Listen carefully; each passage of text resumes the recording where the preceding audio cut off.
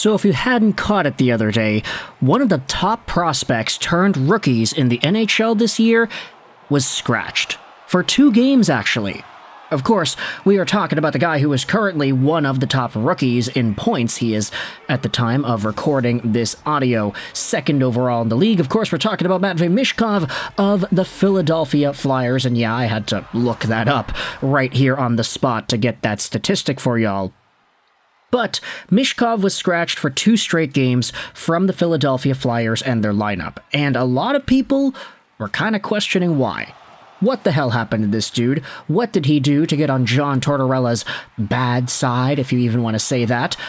And I'll also acknowledge by saying this, that Michkov isn't necessarily in a situation where I think that scratching him for 2 games is like the worst thing in the world. If John Tortorella is in a spot where he feels like doing this will legitimately up Michkov's chances of becoming a better player than he could already be, then okay, I'm all for it. Give him a 2-game timeout in his rookie season at the beginning of the year when the standings aren't really all too solidified, when the Philadelphia Flyers are more or less in some sort of an experimental phase of what's going on with their team. And with Michkov coming back into game action against the San Jose Sharks and posting up a goal and an assist, you can tell that a lot of what was being taught into him from the 2-game absence paid off. The guy looks stellar out there. He was so good.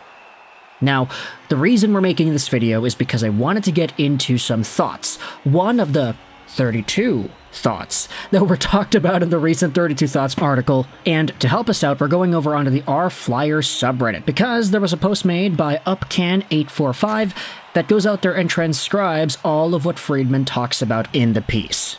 Michkov's brief removal apparently had something to do with an exchange on the bench that the Flyers wished to address. It wasn't anything enormous or concerning, more like a let's deal with it now and move on teaching moment. This is the Reddit post over here. Full thoughts. Friedman said, I heard a great Michkov story. He was so mad at losing in table tennis to one of Philadelphia's other Russian dudes that he refused to talk to whomever it was for a day or so. He is super competitive and wants to do the right things, so you wait to see how a young player handles being sat, and more importantly, how his teammates react. He had a goal, an assist, the shootout winner, and a brief scrap with Macklin Celebrini in Monday's 4-3 win over San Jose. Eric Johnson, who praised Michkov for having the right attitude, fought Giovanni Smith in the rookie's defense in that same game, which says a lot about how the other Flyers feel.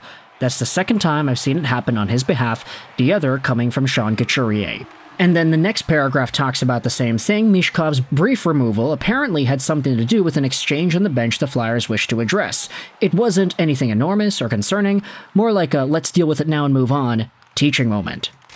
Something else about Philadelphia, a couple of people credited associate coach Brad Shaw for his work with Rasmus Ristolainen and Ristolainen for accepting the teaching. His stick, in particular, is much improved.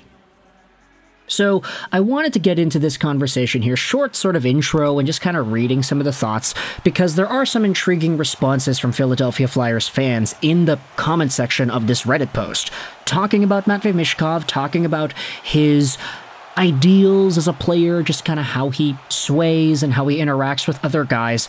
The first comment here says, LMAO, the dude can only speak to like 3 dudes in his native tongue in the locker room and he's willing to cut them out for an entire day over ping pong.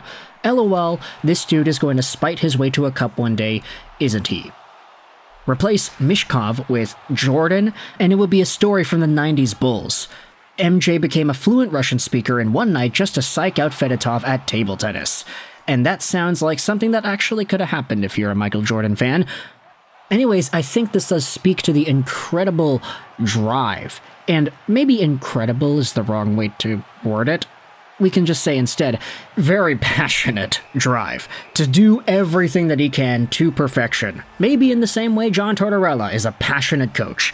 And to hear that the guy is even willing to cut out one of the only players he can actually communicate with on a daily basis for an entire day, yeah, if that doesn't tell you just how much this guy cares about winning, I don't know what will.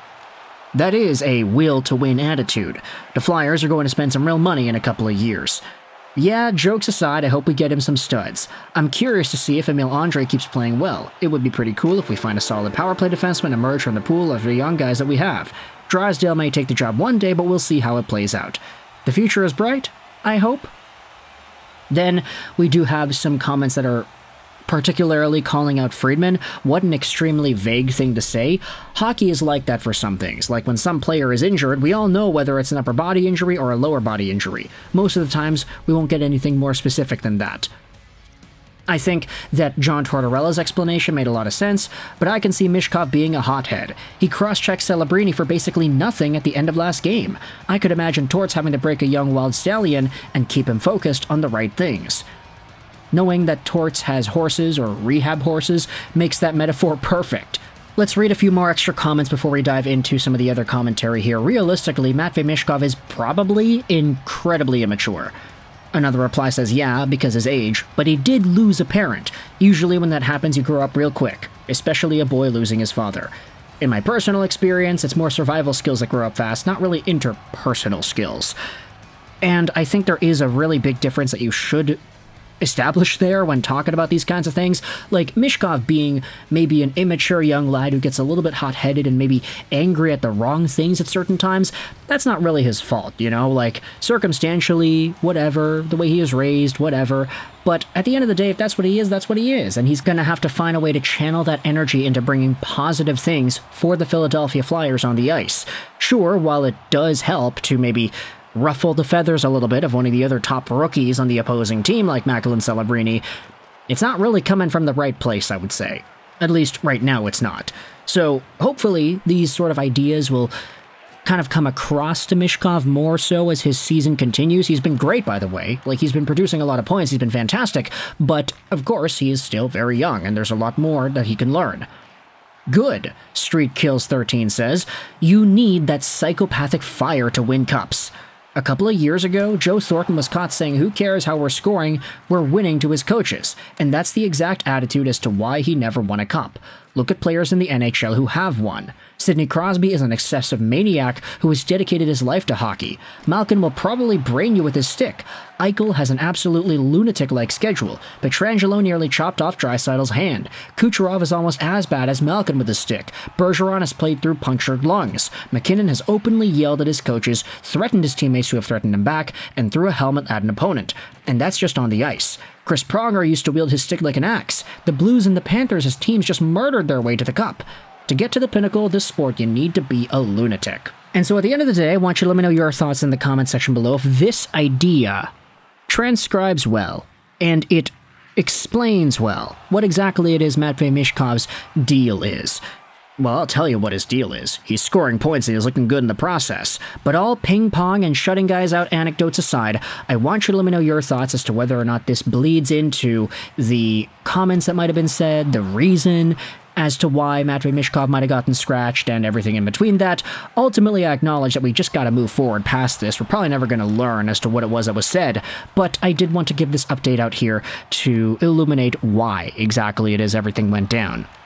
So, thoughts in the comment section below. I hope you enjoyed this video. And bye.